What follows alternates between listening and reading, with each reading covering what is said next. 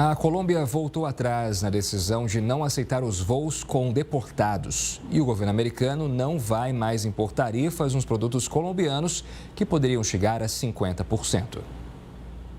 A tensão começou na manhã de domingo, depois que o presidente da Colômbia, Gustavo Petro, barrou 2 voos militares dos Estados Unidos com os imigrantes. Petro alegou que os Estados Unidos deveriam garantir um tratamento digno aos cidadãos. Mas, em seguida, o governo americano anunciou uma série de retaliações, entre elas a taxação de produtos colombianos. Outra medida foi a revogação de vistos para os integrantes do partido do governo colombiano e para familiares de Gustavo Petro.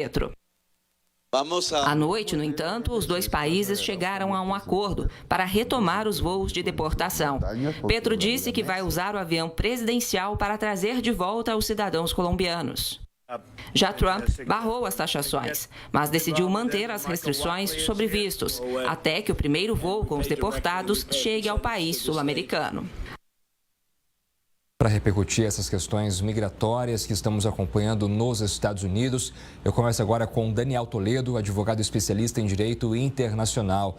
Daniel, boa tarde para você. Quando a gente conversou aqui no dia da posse do Trump, a gente já falava sobre essa questão migratória que poderia vir, a partir das medidas anunciadas pelo novo presidente.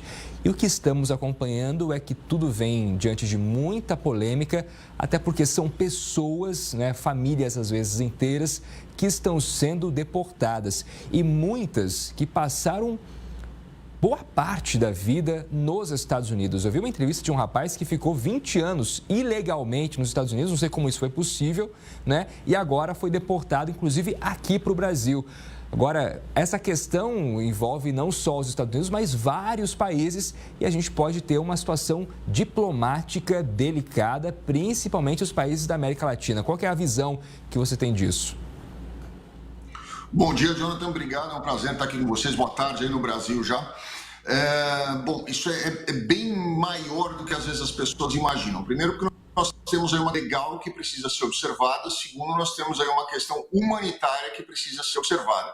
E as duas, elas não estão andando juntas, porque se você for olhar, todas essas pessoas que estão indo para os seus respectivos países, todas elas já tinham um processo de deportação e uma ordem de deportação. São raros os casos, exceto casos onde a pessoa é pega na fronteira ou próxima da fronteira, num período curto de tempo, essa pessoa ela vai ter um expedite, mas ela não vai ter um processo de deportação, que é algo mais demorado.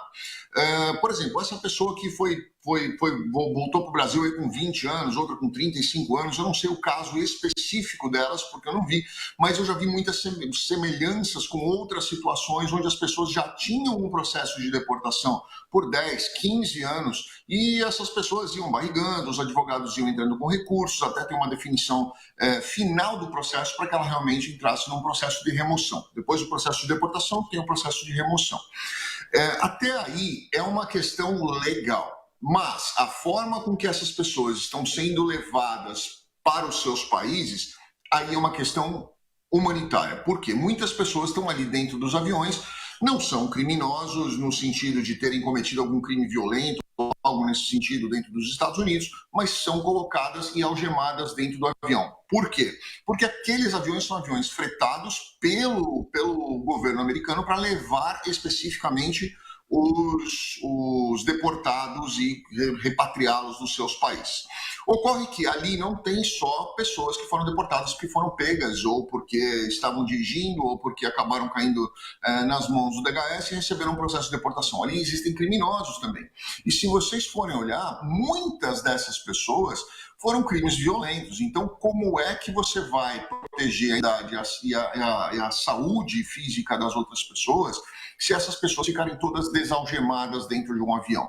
Esse é uma questão, eu não estou defendendo um lado ou outro, mas eu estou questionando isso. Como que você pode garantir a integridade física das pessoas se você permitir que essas pessoas tenham contato, ou até elas briguem dentro do avião, ou elas de repente tentem agredir um comissário, ou até mesmo um piloto, ou até os seguranças ali.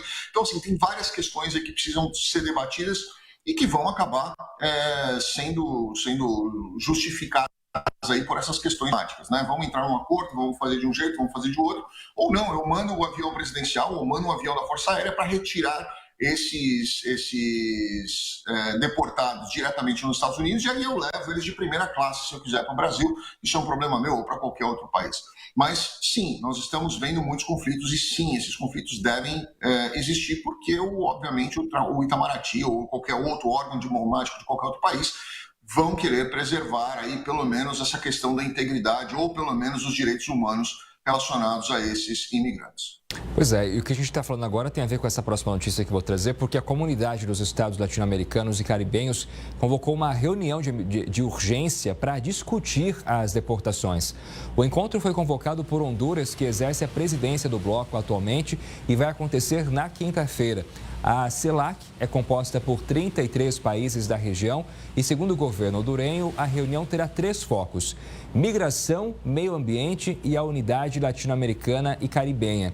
O presidente da Colômbia, Gustavo Petro, já confirmou participação presencialmente. Outros líderes devem comparecer de maneira remota. O presidente Lula avalia como será a participação brasileira. Daniel, aquilo que a gente falava, né, e você trouxe um pouco na sua última fala, a questão é ver maneiras de trazer esses deportados e levá-los aos seus países de origem. Uma coisa é certa, os Estados Unidos têm soberania de fato para tirar essas pessoas que consideram ilegais dos Estados Unidos, e a forma do transporte, né, dentro do âmbito do direito internacional, dos direitos humanos, é o que mais está em discussão nesse momento.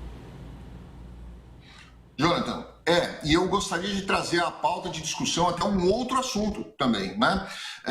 Muitas dessas pessoas ali estavam reclamando delas estarem algemadas por 24, 48 horas, outros reclamando que o avião estava muito quente, então que ali dentro eles estavam se sentindo muito abafados.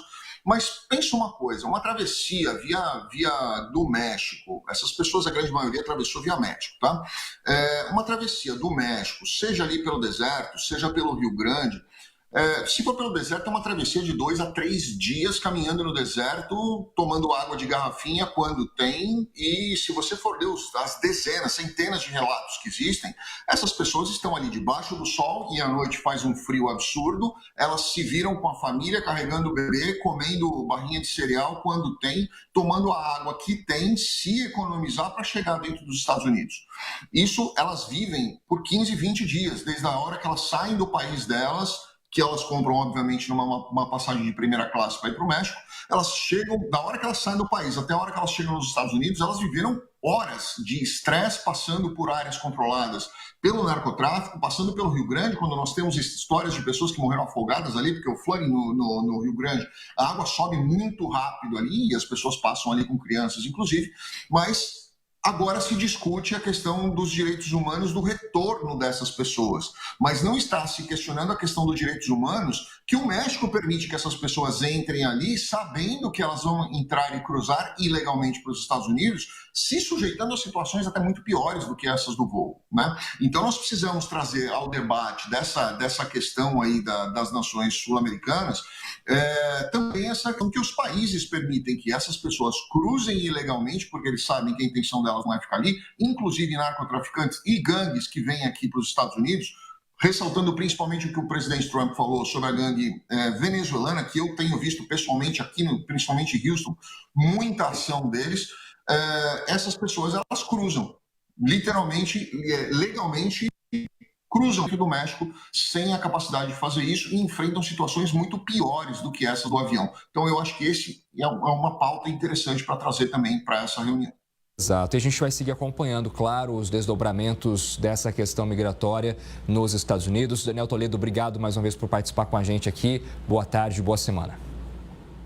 Para vocês também, um grande abraço. Obrigado. Obrigado.